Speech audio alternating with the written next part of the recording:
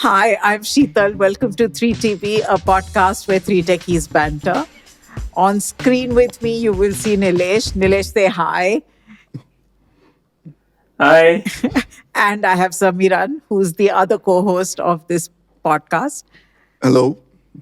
On this podcast, you actually hear us talk about tech in the non tech way. And that's simply because I don't come from a tech background. So these two techies talk tech, and I just kind of decode it for all of our listeners and viewers. We talk about technology, we talk about the finance behind technology, we talk about the economics of technology, but we do not use jargon and we try and simplify it and keep it in a simple way. Nilesh, of course, joins us from Dublin. He has decided to leave us while we were in the middle of doing our audio podcasts and settled down in Dublin. So he joins us from Dublin. How's the weather, Nilesh? Is the heat storm As you, hitting you? oh yeah, finally we have. Last year I didn't know when summer came and went, but this time we have a glorious summer in Ireland, enjoying it thoroughly. Okay. In today's in today's episode, we're going to be talking about something that we all use every single day and tend to ignore it till it dies on us. And we're going to talk about the batteries. So batteries are really the invisible engines of modern life, right? We use them for everything. The AAA battery, the AA battery, the little round cells that go into all kinds of things, and of course, the electric vehicles, which are also battery powered. Batteries are not as new as we think they are. They were actually discovered in the early True. 1800s by an Italian scientist named Alessandra Volta. I would love to jump into the history of battery, but I don't want to make this a monologue. So Viren, you want to talk a little bit about the different types of batteries, and then I'll interject as to when they came into being. Yes, but I feel honor bound to say something stupid before we start. So, which I must.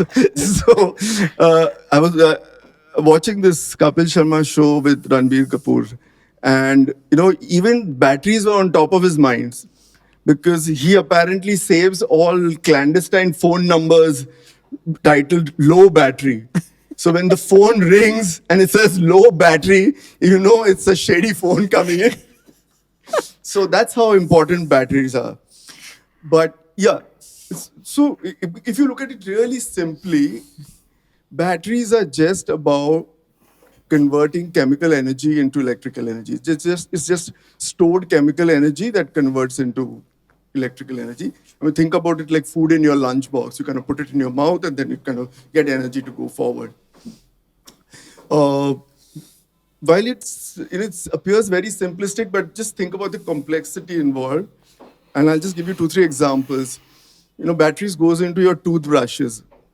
So they're like low voltage, waterproof, and work in bursts. They're also there in a remote control. You just kind of lie there, don't do anything, and they last forever. And then you kind of go all the way to power tools, electric vehicles, high voltage, high pressure, but they are all batteries. So, that's how important they are, and that's how omnipresent they are. And Nilesh, we were talking about the history of batteries, and I talked about it as 1800s, but it's believed that the first battery actually happened in 250 BCE, right? And it was known as the Baghdad battery, which was created then. Um, to switch to, we went from the Baghdad battery to the rechargeable lead acid batteries, which still exist. Correct. I think it's the only technology which I think coexists in its various forms. So while there has been innovation Very, very and true. Very true. upgradation, all of the lower end or what we call the early innovations of batteries still continue to exist. So your rechargeable lead batteries exist, the nickel cadmium batteries also exist, and you then had the nickel iron batteries, which are also known as the Edison batteries, and then the whole journey into lithium batteries, which is what we are all, fine with. But the alkaline battery, for example, which happened and was found as early as 1955, we are using um, those batteries even today, to the extent that I don't know if how many batteries do you think are produced every year? Only alkaline batteries I'm talking about. How many batteries do you guys think are produced every year? Nilesh, a guess? I, I can, I know how many batteries are dumped by just UK every year. So it's like, Focused. 6 yeah, I'm going towards it from the other way. 6 billion, right? And about 3 or 4 billion, I think, in North America. So Is I it in don't know. The trillions? number must be In the what? trillions has to No, be. not Yeah, in the No? trillions. No. So not every trillions, but year, probably hundreds of. no. So every Uh, year, 10 billion batteries. I'm only talking about alkaline batteries. alkaline. Yeah. Correct, Okay. So correct, correct. 10 billion alkaline batteries are produced every single year. And that's crazy, right? Wow. And imagine that's just your AAA, AA's, and all of that. And then all the other batteries that we're talking about, the numbers you're absolutely right could run into many, many billions.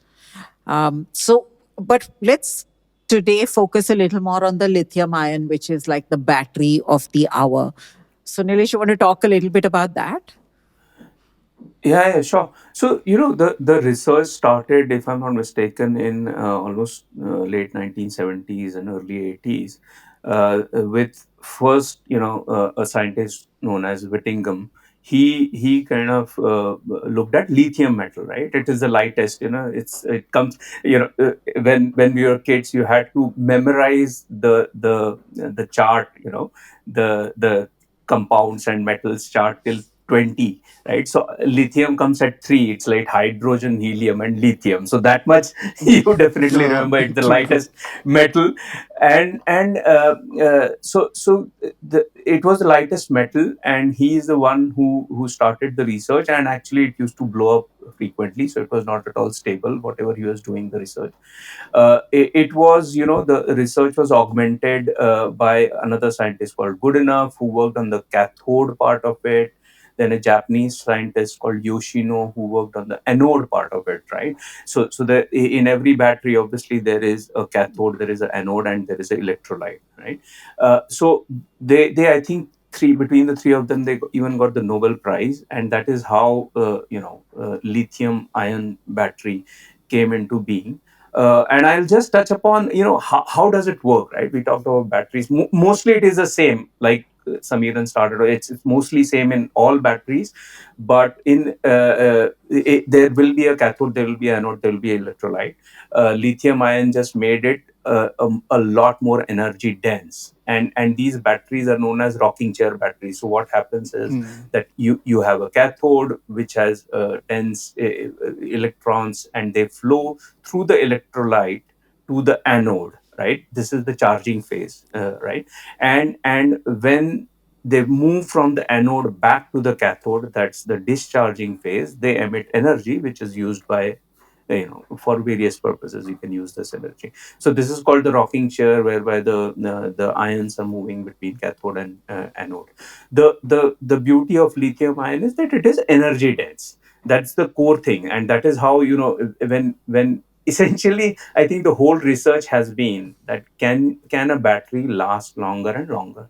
And we know the old days when you had your mobile phones, and the battery would last for a couple of hours of usage, to today, when we have batteries which last for a whole day. And the latest laptops, by the way, right? So we know the laptops wouldn't go beyond 3-4 hours, right? The battery. So people used to carry, I'm sure, Samir, and you would have also carried those attachment batteries, Oh, yeah, right? yeah, absolutely. So because, yeah, yeah. But now the latest Surface laptops, or latest, Dell, the Windows laptops, even Mac, the latest laptops are going to 20 to 24 hours batteries, because of the processors. Both the battery technology has gone to the next level, becoming energy dense, and the processors are hogging less and less power. So Snapdragon laptops, most of the Qualcomm chip, and that is actually maybe a topic for another episode, whereby the downfall of Intel. We only knew Intel, but imagine your laptop going for 24 hours, and Well, I that's amazing. remember, Nilesh, that in ThinkPad, the big innovation was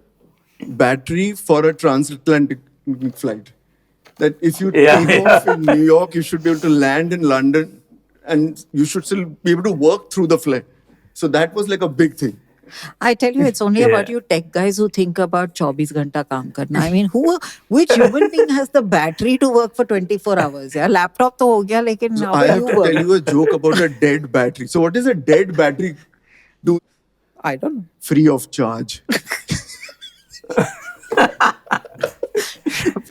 Okay, guys, Yeah. Samiran drops these all the time, and these are great living room conversations, I promise you. So, No, so, from the lithium ion, so one thing is how long they last. I also am amazed with how quickly they charge. Right. So earlier it used to take so long to charge your phone, and now you suddenly say, hey, 10 minutes and you've got like a 60% charge. And that's what's amazing. And I think that's again the whole density of lithium ion, which allows that to happen too. yeah, I think you're absolutely right. I think the speed of charging, the retention of charge, all these have been like huge advances in technology. And since this show is all about economics, right, behind the technology, can you believe it that batteries, the cost of batteries when this whole lithium ion thing started in 1980s, right, to today, the cost has gone down 97%. So if a Nissan Leaf, which Unbelievable. was one of the most successful EV cars in US, right, Nissan Leaf kind of started that craze of EVs, Prius, and being the hybrid, and then Nissan Leaf. Nissan Leaf's just battery would have costed 300,000 when Wow. this when we started off. 300,000. This is a family car, and it has come down to I think 7,000 now, the cost of the battery itself in the Leaf. So this is a 97% drop in prices. So you have price drop, you have the energy density increasing, and thirdly a lot of regulation, right? So all of this has given an impetus to battery, and then its usage in electric vehicles furthermore. So many California started with a complete zero emission vehicles to be on the road in 1990s, right? And that was again an impetus for EVs while the battery innovation was happening. So yeah, I think these are So the unsung So one of the things, heroes if you before, of our remember, life. yeah. So what I wanted to say was that one of the things you will remember that we could not charge our phones till they were completely discharged, which is again one of the things lithium ion uh, took away. And with that, we'll take a little break, and then I'll come and talk about Bollywood and batteries. So, as a nation, we are completely enamored with Bollywood. no, say you're coming back into the I think you have second to say segment. that. Yes, please. Okay, so we are back with our second segment, and as I promised, we will be talking about Bollywood. Uh, as a nation, we are completely enamored with films and movies. So I thought, why not think about Bollywood in terms of batteries? So Nilesh has mentioned a whole bunch of applications. So I thought, what would each battery be if they were a character? So after some scratching of my head, I came up with the following. And I had to actually write it down because it was, can't be remembered. So take the phone battery. So if you look at its characteristics, it's stylish, high energy, runs out of power very quickly. So then I thought about that must be Ranveer Singh in Gully Boy. So next was then you look at the car battery. The car battery is like reliable, old fashioned, runs for a long time. So I thought that should be Amitabh Bachchan in Zanjeer. Okay. The next was the remote control. So the remote control is kind of always around, but you don't know about it. Bit of like a supporting role. So I thought that would be Bowman Irani in any movie. Like he's always there, dependable, not noticeable. The laptop battery, like we talked about. So the laptop battery, again, versatile, expected to do many things, optimize, improvise. So I thought that could be probably Alia Bhatt in Razi, like a little secret agent kind of thing. And the last one, from which you could probably lead on, is the EV. So for that, I thought it was like carrying the future on your shoulders, being idealistic. That would be Shah Rukh Khan in Swadesh. My अरे God. वाह. That was very deep for me. Huh? Very deep. एक तो I can't judge you on this because मैंने एक भी picture नहीं देखी है. So even if you were wrong about it, I wouldn't I'm know the hoping nobody difference. else is also going to be able to judge me. Okay, so Now, where will you go from here? I think exactly. no. So I think since you kind of ended with Shah Rukh Khan in Swades, comparing him with EV batteries, so let's go into the EV section and delve a little deeper. As you know, either way, vehicles is something I love, so I would love to talk about EVs a little bit more. So it's so interesting, the EV thing. I mean, it started way back in late 1800s, 1880 or something, whereby some Hungarian guy did some small electric, car kind of a model. But they say that truly the first uh, self where the battery was in the vehicle and a human rode it was Gustave Trouvé. So Gustave Trouvé, he rode in Paris a kind of a tricycle which was powered by a battery, right? So that was Gustave Trouvé. uh, it didn't pick up much after that, right? Because of the same issues which we talked in our first segment, right? The charging would not last long. You would not get speeds. If you got speed through a motor, then it will die off even faster, and and not recharge for a long time after that. So it was not practical at all. But in 1990s, and that is where I said, economics, regulation, and scientific innovation all go hand in hand. In 1990s, actually, a lot of companies were pushed into electric vehicles, okay, GM included, because California came up with this zero emission norms, right, for vehicles, and companies had to kind of start thinking about how to comply with them. And they came up. So GM came up with the EV1 or something the concept was called, and they started thinking of manufacturing it and stuff like that. But lo and behold, the moment, so the some people from the oil lobby and all, challenged it, and the regulation went off, actually. And suddenly the everyone stopped making electric vehicles. So it seems there is a movie called Who Killed the Electric Car, which was released by Sony in 2006. It was made in 2005, 2006, whereby since there was no need for regulation, oil lobby was strong. They started saying that, yeah, this is all bullshit. You have to charge it. How will you dump the batteries? This and that, and they happily stopped this whole thing. So regulation was important. Now I think when you look at Tesla, I'm picking Tesla as this thing because they made it desirable. Now it's a bit old, but when they first came up with that car, it was desirable. And the good thing Elon Musk did was he actually concentrated on the battery. Right. So, Correct. so since this is a battery episode, they did fantastic works. Even today, if you look at the Tesla electric vehicle, gives the highest, most range, right, compared to other vehicles. And people are just kind of catching up. They have caught up, honestly. That is why Tesla stock is going down and cars are not selling. But they had a good lead for many years. And he concentrated on battery manufacturing. He created those giga factories who were just building, these high dense batteries, right? So I think it's now we have come to an era where Europe is big time. I mean, when I look at Ireland and UK, the infrastructure has charging infrastructure is fantastic. People are actually buying, the electric car buying has, it used to be like 10-15% of the total vehicle sales. Now it's gone up to almost 35-40% of total vehicle sales in Europe, right? So the adoption of EVs has increased drastically.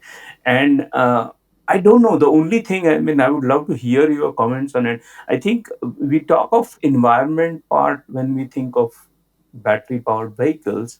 But I always wonder whether, is it truly environment friendly? So let me put a perspective on that one. Everybody keeps talking about EV and all of that. One is, yes, of course, the charging, etc. But if you think about battery recycling, right? Ultimately, we are producing 10 billion alkaline batteries every year, etc. And I was thinking to myself, where does the battery go? Because inevitably in India, you just put it in the dustbin. I don't know if it's different for you in Dublin, Nilesh, but यहाँ पे तो everybody just drops it into your dustbin. And that got me thinking. And lithium-ion batteries, to my surprise, only 5%, about 5% of them are recycled globally, Oh, that's bad. which means 95% land up in landfills, incinerators, or are just tossed into trash cans.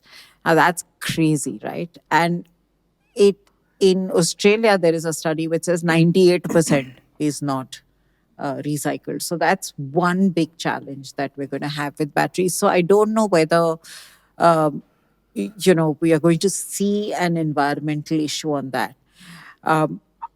There are, of course, companies which are doing a lot of work in collecting batteries back, etc. But that's a long, long way away. If you think of it from an electronic waste perspective, Samiran, because you talked about it being in everything that we have, batteries are a big ticket item. In 2019, and I couldn't get later data, but about 17.5% of all global e-waste was properly collected, which means the rest of it is completely just lying there, creating toxins, creating problems, and there is a whole bunch of valuable materials which is just slipping through the cracks. So while the batteries are EV at least is supposed to be environmentally good, but I don't think if we don't focus on disposal of these factories, I don't know how much of damage we're going to bring to the environment. There is no cost estimate. I'm sure if I dig deeper, I will find that cost trade off. But I was reading that there is just setting up a factory for battery recycling, right? Just setting up a recycling machinery or lithium ion recycling machinery can cost anywhere between $120,000 to $370,000, depending on the capacity and the automation levels. So it's not going to be a cheap affair. And therefore, I don't know how many people are really going to get into this. And then, of course, they add to it the costs of licensing, utilities, land, other expenses. No, I It's think not this is going to be also easy. a way of you look at the supply chain, So, and typically we try to solve one problem and then push some problem down the. I mean, my typical memory of this is the Bandra Worli ceiling. Like when you come and end in Worli, at the end of a high-speed road, there is a 90-degree left turn. So can you imagine you're coming zooming and which we do with all our highways and all the freeways, right? The entries and exit points, you never think about the whole road. So this is the same issue that you've figured that batteries are environmentally friendly because you're comparing that with petrol. But then you really didn't think about, you kind of thought about charging, which you're trying to solve, but then you didn't think about what to do afterwards. The whole car, what happens? But that's true for a country like India. This seems to be a global problem. No, agreed. Right? So I think that therefore, I think it one of it that the two things solve these problems, right? One is regulation that you force it. Two is you have to make it profitable or incentivize somebody to take that and do something with it or figure out or pay for or incentivize the innovation for batteries that leave behind less waste, maybe like self-dissolving batteries or something, or God knows whatever the innovation is. So, and maybe electric is not the end state. Maybe there will be some other form of fuel that will be found down the road. So I think that's a good way to get into our next segment, which could be about what trends are going to come up in batteries. We'll take a break and come back with new trends in batteries. Coming back to our last segment, which is going to be about what are the new things that are really happening in the space of batteries. And I thought I found some very interesting things, especially from an India perspective. I did not know, but there is research happening on sodium ion batteries, right? Because what everybody is saying is that lithium is getting pricey. A country like India doesn't even have too much of lithium. We're importing out of China and things like that. So, one of the big things that is happening in India is really research around sodium ion batteries, which are cheaper to produce, are less reliant on scarce material. I mean, salt is available. And there are lots and lots of companies which are looking at how you can accelerate commercialization of uh, sodium ion batteries which can have better energy density and can perform in cold weather, because we've also had problems with batteries depending on weather and depending on things like that. Remember the earlier cars which had malfunctioning happening because of heat. So that's one thing which is happening. Another thing that I found which is very, very interesting is we're going to get swappable battery systems, which I thought is very interesting. You can charge in minutes, or you can just ditch the charging, you leave it and you swap a battery out. So there's lots and lots, especially in China, I believe that there are lots of these swapping stations which are coming up, which could actually redefine EV convenience. So you don't have to sit and wait and charge, you just swap one battery for another battery. I thought that was another interesting one. Nilesh, any trends to add to? Yeah. Since you were on the swappable one, that's very interesting one. I was also thinking about it the other day, and I think in two wheelers they have done it. The idea is, at the end of the day, it has to be you have to look at the user experience. One is swappable batteries and user experience. So the battery of a two wheeler is smaller, so you can have a lever and you can just pull it out, push it, and take a fresh one, right? Cars, it's still a bit long way, because the design itself today, the batteries are in the floor, right? And that is how there is no other better place, and there are much more batteries required. But that's a very interesting thing that people are thinking of. If you can't reduce the charging cycle, can you do a swappable battery? The other thing, since we talked in previous section about environment, and we did talk a lot about dumping of battery, right? How it is bad for the environment. That's one part of it, definitely. I mean, and probably I don't have a trend, but if there is someone who can recycle these batteries in a more efficient manner, that's the way to go. But the other problem, environmental problem with rechargeable, especially when it comes to electric vehicles, is where is the charge coming from, right? So if you look at India, the Tata Power is doing a lot of this, right? And Tata Power is going to finally get the power from thermal sources, right? So someone is producing electric power, which is in India the biggest source of energy is thermal power. Honestly, it's not recyclable. So your the power is coming from kind of a carbon source, and then it is charging your electric vehicle. So I think one of the trends that I have seen in Europe is that many of the charging stations advertise and truly source their power from renewable energy. A lot of wind energy, solar energy. As a matter of fact, Ireland, there are months, because it's a very windy place. Wind energy ends up completely satisfying your need for a month. So I've seen, typically when it's a stormy season, the electricity completely comes from a renewable source, and sometimes surplus, honestly. So that is one trend. The other interesting fact, which is, I mean, interesting as a concept, was in UK, one company actually says that while your car is charging, you can actually go into a kind of a gym, whereby you sit on a cycle and keep pedaling and generate power, and whatever power you generate, they kind of subtract it from the electric vehicle charging that you did at their station. So it's interesting. I mean, you get a good exercise, you sweat it out for half an hour, and probably you reduce your charging bill by a couple of pounds. So that actually is quite interesting because I was working and doing research with a real estate company, and they have created walkways in their entire gated Right. community where when you walk, you generate energy and power. And Nice. that itself does all the lighting of various places. And, you got me thinking because solar power in India should be something that we should be able to harness as renewable source of energy for EV charging stations because we have so much sun all the time. So, one of the big things we always have is this power generation and distribution, right? And there is no storage. Basically, what you generate, you have to distribute in the regular power Yes. system. And batteries are a way of doing it, but you don't have batteries at that scale. So I don't know if this is a trend or this is something I dreamt of.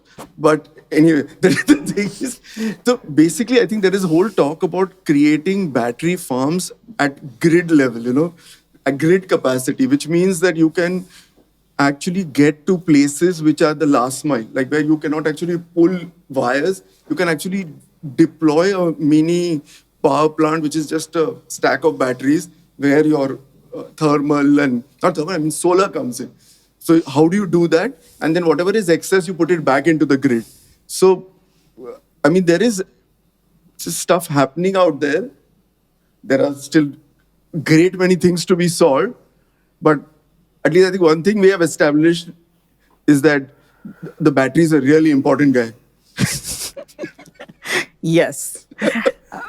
I think that's a great note to end our episode on, that the battery is the unsung hero of modern times. And that's, I think, how we started this entire piece. So, just so we know that you are listening, we thought we'll add a little question at the end. The answer may be in what we said or may not.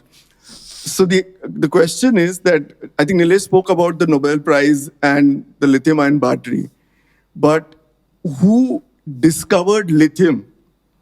So there are a bunch of guys, and it kind of goes way back, and that's your clue. So do write into us, leave it in the comments. Just give us the answer of who discovered lithium, and maybe you could win a prize.